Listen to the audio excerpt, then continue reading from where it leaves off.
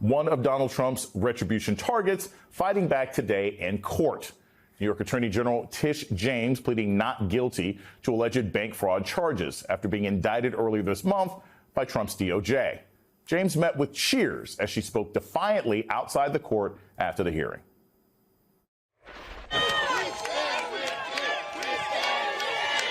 This justice system, which has been used as a tool of revenge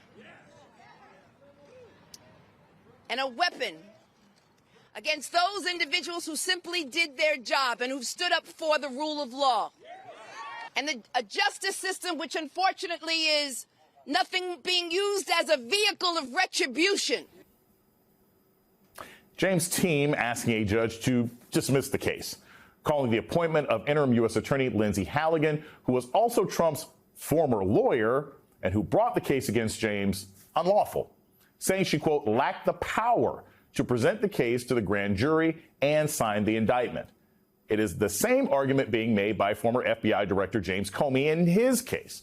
They will have a combined hearing over this next month. James' trial is set for January 26th. James and Comey joined the expanding list of presumed innocent Americans subjected to Trump's petty revenge. And America is noticing. A new poll from Quinnipiac University showing most Americans, 52%, think Trump is using the DOJ to file unjustified criminal charges against his perceived political enemies. This, on top of his push to transition from president to dictator, made clear again by his long-term ally, Steve Bannon, in a recent statement. He's going to get a third term. So Trump 28, Trump is going to be president in 28, and people just ought to get accommodated with that. So what about the 22nd Amendment? There's many different alternatives. At the appropriate time, we'll lay out what the plan is, but there's a plan, and President Trump will be the president in 28. Joining me now to discuss is Ankush Khardori, former federal prosecutor and legal writer with Politico, and Molly Jong-Fast, contributing opinion writer with the New York Times and MSNBC political analyst. Thank you all so much for joining me today. Ankush, I'll start with you. I just want your immediate thoughts to what Steve Bannon said. This is not the first time he has said that Trump is going to run again. But now he has gone further to say he will be president. He will run again and he will be president. What's your reaction to hearing that kind of confidence from one of the mainstays of the MAGA movement in America? Look, well, it's very unsettling. I think the prospect of Trump serving a third term should be out of consideration, given the way that the Constitution is structured. I do understand that there's some discussion about some potential novel theories to sort of try to make it happen. Obviously, this has never happened before since the relevant amendment was passed. So this would be extraordinarily unprecedented to even attempt it, extremely disruptive to the American constitutional system. And not for nothing, I'm not even sure it would work. Trump is extremely unpopular right now. And I would, it remains to be seen. There's plenty of time ahead of us, but he does not seem to be on a trajectory anytime soon to reverse his extreme unpopularity with the American public right now. Molly, given what we've seen from the current Supreme Court, which is dominated by conservatives, the likelihood that they're going to gut the Voting Rights Act, do you think that the Supreme Court would stand in the way if Trump attempted to sue on behalf of his party's plan for him to run again? Where would the pushback come from? Because I don't know that I believe that the court would be the one to stop him. You know, I would suggest not taking this very seriously. And because, A, I think Steve Bannon has been trying to sell this forever. And, Steve Bannon maybe wants Trump not to be a lame duck because that shows that he has less power. There are all sorts of reasons for Steve Bannon to be pitching this theory, none of which have to do with real life. The other thing I would say is Donald Trump is the oldest person ever to be president. Now, I know he's not Joe Biden, so people can't write books about how old he is, but he is still very, very old. And in 2028, he will be 83 years old. And he also has, and I think this is a really good point, he is wildly unpopular. He is now polling at the lowest he has ever polled in either of his presidencies. So the reality is there are many things that Steve Bannon wants, and good for him. I want a lot of things too. I want, I want a cleaner planet. I want, we all have things we want, but this is one of these things that he's not going to get. And I think that, it only helps him to say stuff like this because it gets him in front of Trump, and Trump likes it, and Trump loves a troll. But, we have rules and laws, and the rest of us have to follow them, and this is how it works. So that would be my move. And I think that this, last weekend, more than 7 million people got out there and protested. It was the largest protest since Earth Day. So clearly the American people are not dying for a third Trump term. You would think Americans are excited about keeping their planet and probably getting rid of President Trump. Ankush, I want to play this sound from A.G. James outside the court today. Get your thoughts on the other side. I will not be deterred. I will not be distracted. I will do my job each and every day, and that's why I'm headed back to New York, because there's work to be done. Standing up for the rule of law. Ankush, what does it say that many of the people that this administration is weaponizing the DOJ after, they're not just pushing back, they're standing up, they're saying, come get me, pull up. Like, what does that say about how people really look at this administration and whether or not they fear it? Yeah, no, there's a very good point, because typically the advice to a charged criminal defendant is keep your mouth shut, don't say anything. When that person is a public official, they may feel like they need to say a little bit more, but it is very rare to see like the video we saw from James Comey, the speech, the comments that you just offered from Letitia James, and I think they reflect the very conspicuous weakness of the cases against them. I think they're confident that they're going to prevail. I think the odds, based on the publicly available information about both Letitia James's case and the James Comey case, the odds that they will result in a conviction seem very low to me. The cases seem very, very weak, particularly James's case, based on the information available. I would feel, it's never going to be a comfortable situation to be a criminal defendant, but these are highly sophisticated people. They understand the system, and they seem to understand quite well that their odds of prevailing at the end are high. Speaking of weak cases, NBC, Molly, there's a new story out of NBC News, a probe into Adam Schiff's stalls, basically because there's no evidence. What does it say that when Trump is they're the gang that can't shoot straight, right? He's going after his perceived political enemies, but they aim worse than stormtroopers. What is that saying about how this administration even functions on their revenge tour? Yeah, and I think that's a really important point. Trump is a paper tiger. Like, he seems scary, but if you push back peacefully, you win. And we see this, we saw that this week with the universities, right? They had this compact they wanted people to sign. And MIT was like, nope. And then everybody else was like, no. And that's because they know. And when you listen to Tish James, what you hear is a woman who can be governor. Right. She sees there is a lot of political opportunity there, and good. I'm glad. She should get something out of this. But when you're listening to her, you hear campaign, right? Because she knows she is being targeted politically, and she should take advantage of this politically. And by the way, if she primaried our sitting governor, there's a real chance that she would win. And she is, because she really has the anti-Trump mandate, and she can point to Donald Trump going after her. And I think that's a real opportunity. And, Democrats in Trump 1.0, it was a very different scenario, and there were still guardrails. But Democrats failed to take advantage of some of that political wind, right? They failed to take advantage of being on the right side of history. Now, things are much darker, and there really is an opportunity for Democrats to run against this stuff because it's not popular. Unfortunately, Molly, my alma mater is one of the schools that did capitulate, University of Virginia. But yes, most actually stood up to what this weaponized DOJ was trying to do. Ankush, I'll also ask you this. When we're looking at people's ability to resist when they're being persecuted by this DOJ, this is expensive, right? I mean, and we've seen this administration has attacked law firms and legal entities that usually protect people or come to their defense when there's government overreach. Comey, James, Bolton, they have resources. What will other people do once they're sort of being targeted by this DOJ? Are there NGOs, are there opportunities for people to be protected who aren't as high profile as these individuals if Trump comes for them? That's an extremely good point, because one of the things I like to impress upon people is that the most prominent people who are the targets are kind of the people we need to worry the least about, because, as you said, they have resources, access to media, and the like. With respect to other folks, it depends on kind of the nature of what they're on the receiving end of and what their position is. For instance, there are nonprofits that are prepared to defend DOJ employees in legal cases if those cases are brought against them. And some of the, it's harder for public officials to accept pro bono or reduced fees for a variety of ethical reasons. Private citizens can, however, and some of these attorneys, some of the prominent attorneys you've seen around, have been providing reduced rates to some of the private citizens who have been in the news. So there are sort of multiple options here. But yes, in the ordinary course, it could be expensive, and there are some sort of alternatives emerging.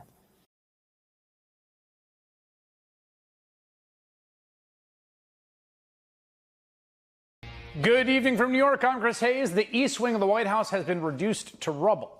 Donald Trump unilaterally and quite irreversibly destroyed an entire wing of the People's House to build a ballroom that he wants. It will be almost twice the size of the actual White House, and according to ABC News, he wants to name it after himself. Shocker. There's been an outpouring of rage and repulsion from the American public in response to these images. Flash polling shows people do not like the president destroying an icon of our democracy on a whim. One historian telling the Associated Press that demolishing the East Wing demeans the history of the office of the First Lady, which has historically operated from the East Wing. I was devastated. I was really devastated. Because we had heard that they were going to save this building, and now it seems they didn't. To me, the devastating piece of it was not so much the building, but the attitude kind of behind the destruction, which basically said that the First Lady's work doesn't really matter to this administration, that it's not important. Reuters caught up with tourists in Washington who witnessed the demolition firsthand, and they were not pleased with what they saw. I knew about it like a month ago when they first put out the pictures of that god-awful space he's building. And when they said it was going to be 90,000 square feet and the White House is only 55,000 square feet, I thought it was a typo. I thought, he can't just do that. Not me. It's exactly what I expect from that idiot. I think it's incredibly unfortunate. I think he was dishonest about his intent in terms of, we're not going to touch anything, like it's going to be close but not touching, and then now we're completely demolishing it. It's not clear who's paying for it. I know he says there's donors, but I live in Texas and Mexico was going to pay for the wall. Reuters also captured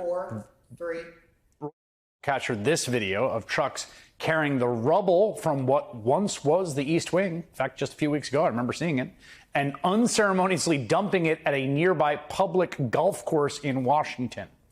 The Washington Post reports the dirt will be used to create new mounds for golfers who won't even know they're playing by mounds that once were part of those hallowed halls.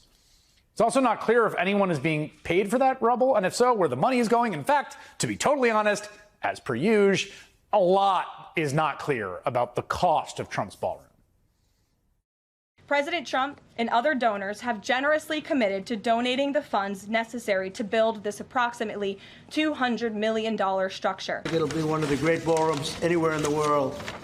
It's about $300 million. That's an interior of the ballroom.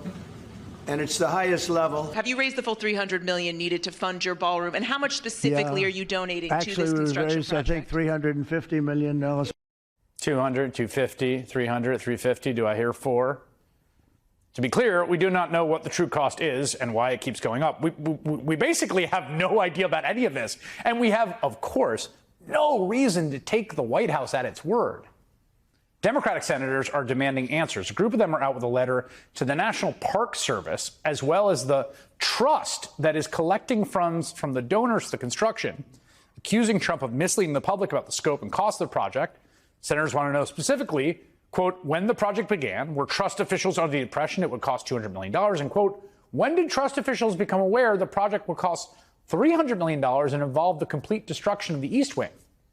That trust, the trust for the National Mall, is actually facing quite a few questions this week after Huffington Post published a list of donors to the ballroom. Now, that list, we should note, includes our parent company, Comcast, as well as a bunch of other large corporations that could potentially have business before the White House. In fact, in some level, they all do, right? If the White House controls the entire regulatory state, as it currently says it does.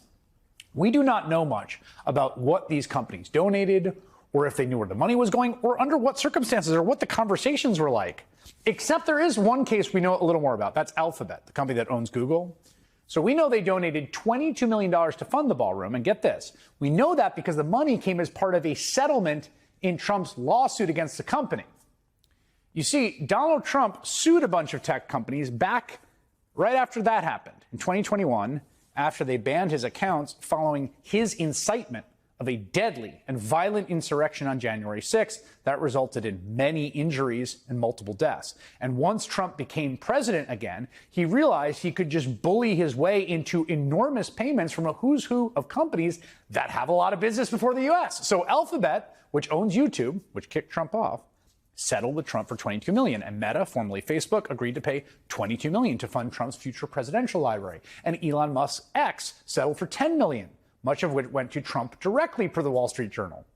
Trump also sued a number of media companies and got settlements. Disney and Paramount both donated about $15 million to Trump's library to settle lawsuits after the election. Now, again, we should note there's very little regulation surrounding how a sitting president can fundraise for their presidential library. But while these settlements are an avenue for Trump to shake down the media and big tech, the real grift comes from the crypto industry. I mean, cryptocurrency is by design almost impossible to track. Anyone can spend very large sums of money in ways that directly benefit the Trump family. In fact, the Wall Street Journal reports the Trump family has been raking in billions of dollars in paper and crypto wealth since the election. This might be the most lucrative thing Donald Trump's ever done. As the Journal reports, quote, a major reason for the success is a partnership with an under-the-radar trading platform quietly administered by Binance, the world's largest crypto exchange, whose founder is seeking a pardon from President Trump. Well, spoiler alert, did he get the pardon? This week, Donald Trump pardoned the founder of Binance, who was released from prison late last year after pleading guilty to charges related to money laundering. Trump says he's not really sure what this is all about. Today you pardoned the founder of Binance. Can you explain why you chose to pardon him, and did it have anything to do with his involvement in your family's... Which one, who is that? The founder of Binance. He has an involvement in your own family's crypto business. Yes, I believe we're talking about the same person, because I do pardon a lot of people. I don't know. He was recommended by a lot of people. Which one was that? I do pardon a lot of people. The Journal reports this will likely clear the way for the company to, yes, you guessed it, resume operations in the U.S. Pretty difficult to give the benefit of the doubt here. There has been so much obvious, transparent corruption by this administration. And now, not only has Trump metaphorically destroyed the dignity of the White House, he has literally destroyed it as well. Jamelle Bouie is an opinion columnist for the New York Times. Doug Brinkley is a presidential historian and professor of history at Rice University, and they join me now. Doug, let me start with you. I have seen a lot of very strong reactions from historians. And obviously, look, things change, buildings get changed. You know, there's a lot of change is a kind of constant, but there's something about this that does seem like to represent some kind of break of some sort. How have you been sort of understanding it? I believe it is a big break, because going to be part of history because of that hole that we're looking at. We're living in a visual age, and we're looking at the East Wing right now. And we were promised by the president in an open-handed, supposedly goodwill gesture that he was building a ballroom that wouldn't touch the East Wing, really not touch it. And then, boom, the wrecking ball comes, ignoring anybody. And anybody who says it's not a beautiful moment gets nuked by the Trump administration. They're destroying gardens. They're taking out trees of presidents. It's a willy-nilly approach to all of this. And the American people won't like it. And it's going to live on in history forever. It's like a symbol of Trumpism, a wrecking ball to the White House. And so it was a political boondoggle for Donald Trump. If he was going to build it, then be a little more generous with the American public. Instead, he's defied history and has lied about this. There's no other way to explain it. His hope might be someday there's a ballroom that's gold and pretty. Well, if you're judging it by the Trump Tower in New York City, it's like the most heinous building in Manhattan. It is the president who made up fake Renoir paintings that he doesn't own. Then they say it's neoclassical. He didn't even know what it is. It was just self-aggrandizement. I, Jamel, continue to kind of have my breath taken away by the routinization of corruption so egregious that it would be like obviously administration ending at any other period. I mean, even just like look at the Hunter Biden stuff where it's like his son may have had some contact and sat on a board. Like the president's son sits on the board of a drone company that got a huge contract today. And that's like the 15th most urgent corruption story we got. Yeah. There is a clear double standard for Trump. That's all it is. I don't understand the nature of the double standard, but there is a clear and obvious double standard for Trump. That there is the political world, the political press, frankly, looks at other politicians and evaluates them according to the norms we've had for decades, right? If any other politician had a child running a crypto whatever and getting hundreds of millions and billions of dollars funneled to them, there would be a serious investigation by the political press. It would be a major scandal. But with Trump, there's this idea that because he has no particular virtue, no particular commitment to transparency, but because he ignores all propriety, that therefore that we do as well, that there's nothing to hold against him because he doesn't care. And that just doesn't make any sense to me whatsoever.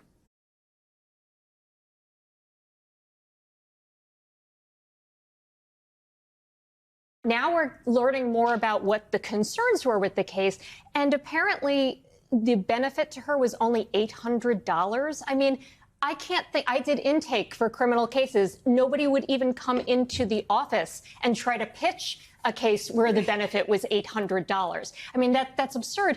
And apparently they're saying, oh, it's a lie because she said it was a second home and instead it was an investment property, but she didn't make any money off of it.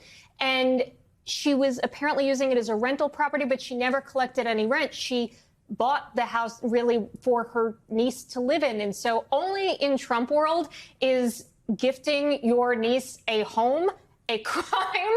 I mean, it's just like no jury, if this ever got to a trial, no jury is convicting her of this. I mean, she barely squeaked by and got it past the grand jury. But I mean, there is no way there is going to be a conviction in this case. You know, as Christy, as you are describing all of this, I think people listening at home are like, wait, this sounds crazy. This sounds fantastical. And it is. Because I think we always have to step back and ask ourselves, why is this person being prosecuted? Why were the charges brought in the first place? And if the answer is because the president asked for it, he requested a prosecution and got one, discussing the details of that prosecution, in my estimation, is not the point. The point is that the president asked for a prosecution and got one. And for me, you know, Lisa, it's like the message is unmistakable here. You investigate the powerful, you could become the target. And I think Tish James, the Attorney General of New York, understands that. This is what she had to say about the rule of law today outside the courthouse in Norfolk, Virginia. I will not be deterred. I will not be distracted. I will do my job each and every day, and that's why I'm headed back to New York, because there's work to be done standing up for the rule of law.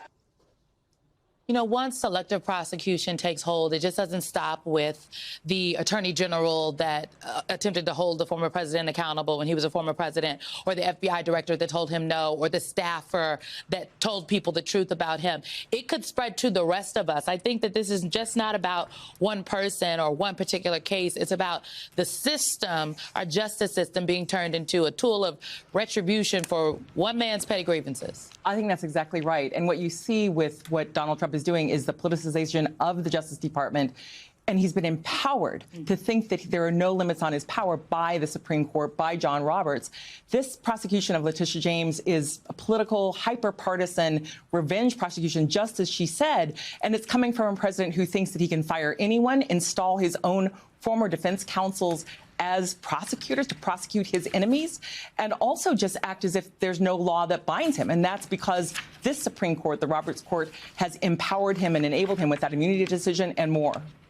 I want to talk about your old workplace, Christy Greenberg, SDNY. The U.S. attorney for SDNY, Jay Clayton, who was appointed back in April by Trump, had this to say on Squawk Box.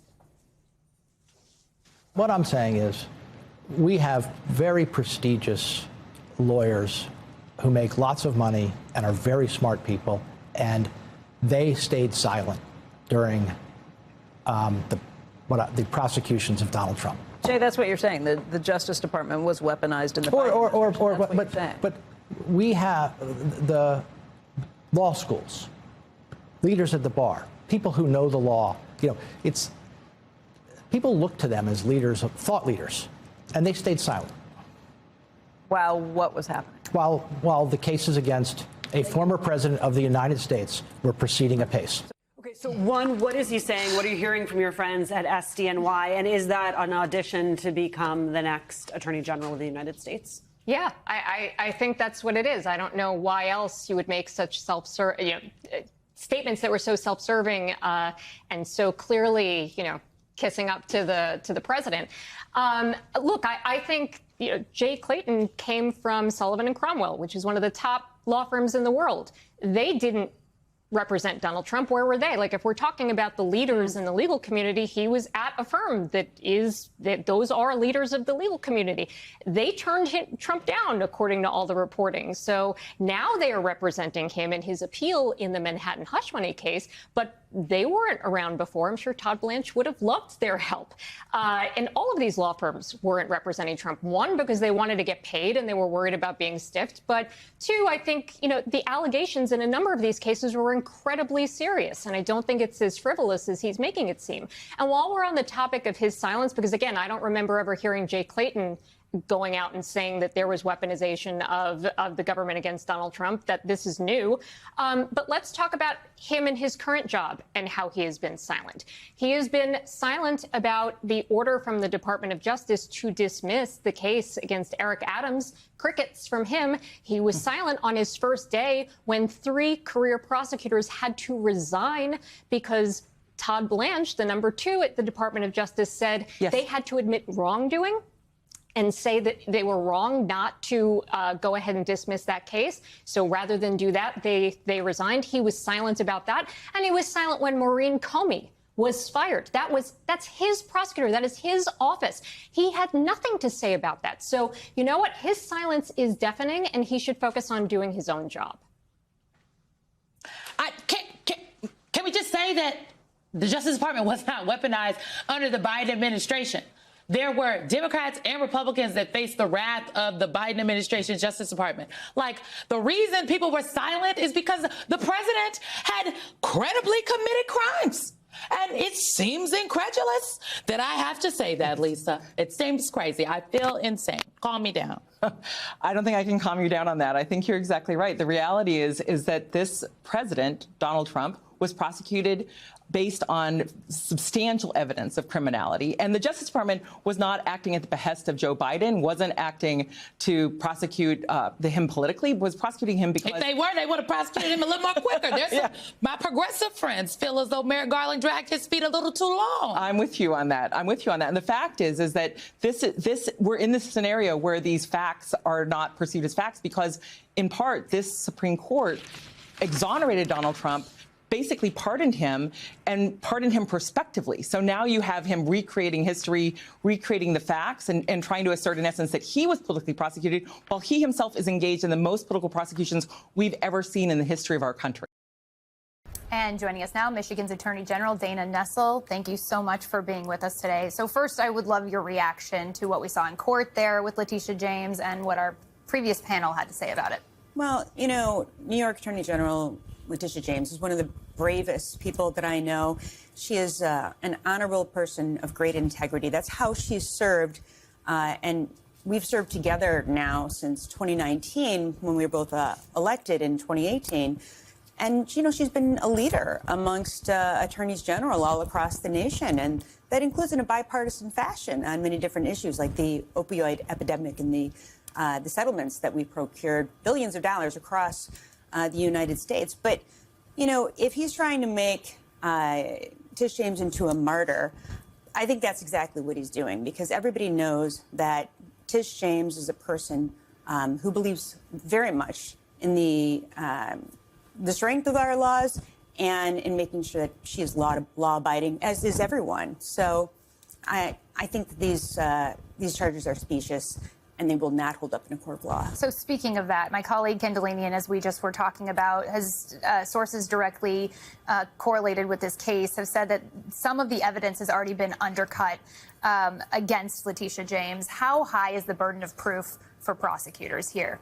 Well, it's the same as always, right? That they must prove each and every element of a crime beyond a reasonable doubt. But honestly, I don't know that this case will ever see a jury, because there are so many valid motions that can be made in order to throw out these charges. I don't know that they stand up, even if you were to believe each and every word of the indictment.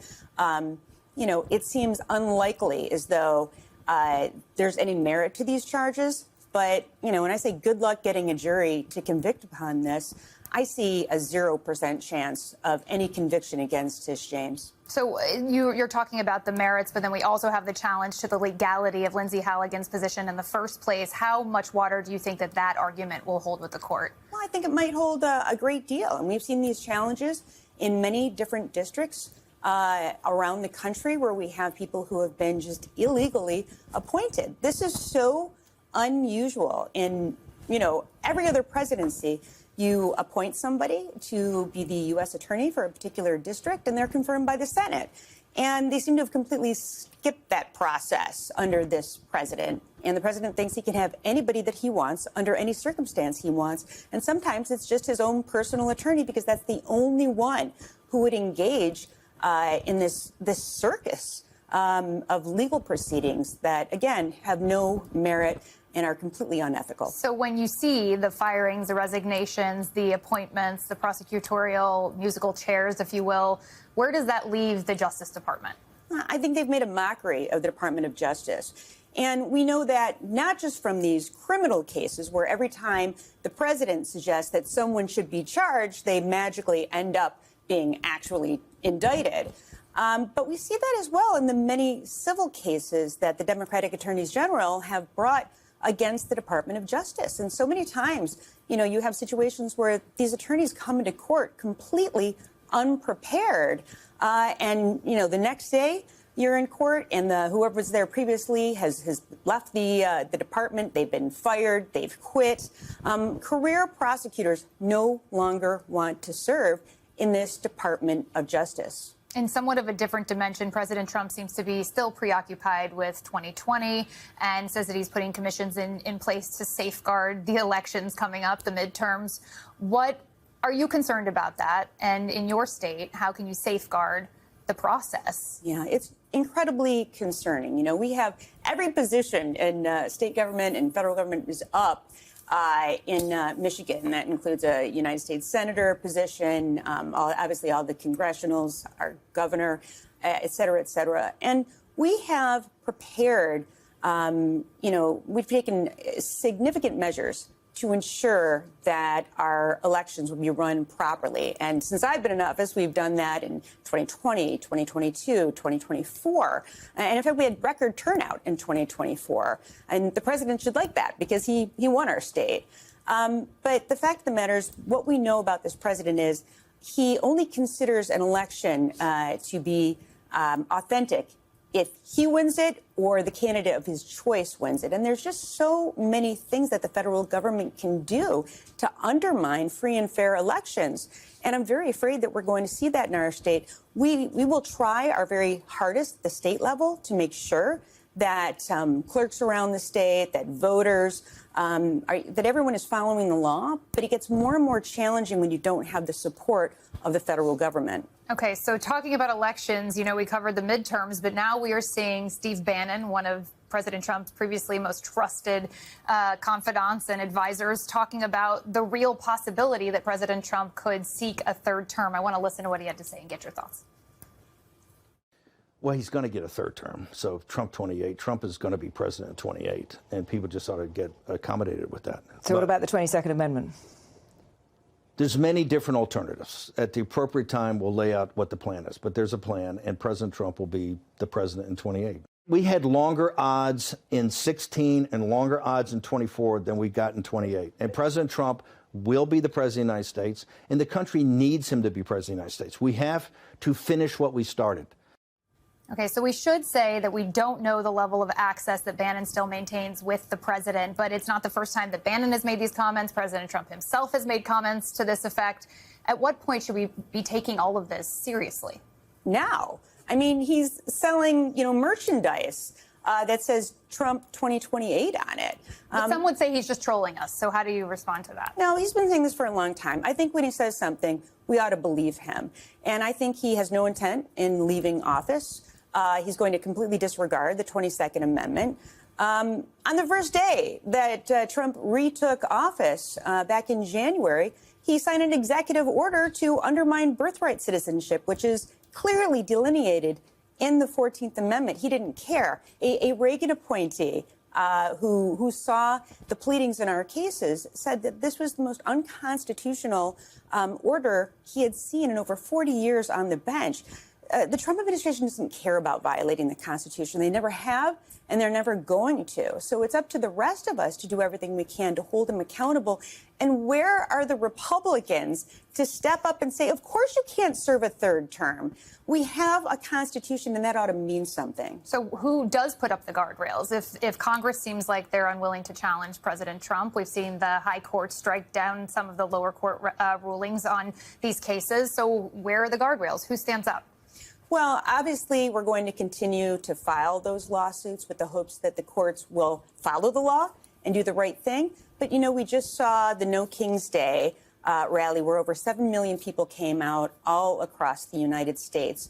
And I think it's going to take more and more people standing up, people who are not just Democrats or independents, but Republicans as well, saying we are not going to tolerate this. We believe in the rule of law, and we are going to insist that this administration adhere to it. Attorney General Dana Nessel, thank you so much for being with us today. Appreciate it. It's nice to have you in studio, by the way. Thanks for having me.